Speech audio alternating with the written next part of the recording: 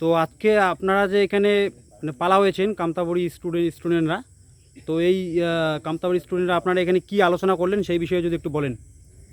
সবার প্রথমে কামতাপুরী হোল ফ্যামিলিক জানাং মুই দণ্ডবোধ, তার সাথে কামতাপুরী ছাত্র সমাজক জানাং সংগ্রামী অভিনন্দন।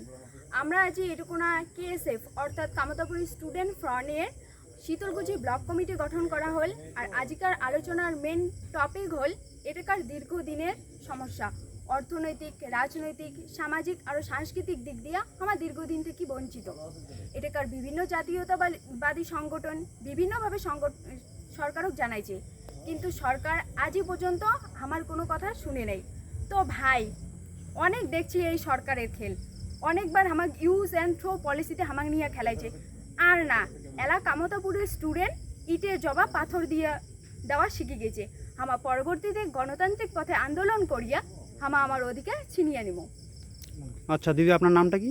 মোর নাম পূর্ণিমা, মই কেএসএফ অর্থাৎ কামতাপুর স্টুডেন্ট ফ্রন্টের কেন্দ্রীয় কমিটির সদস্য।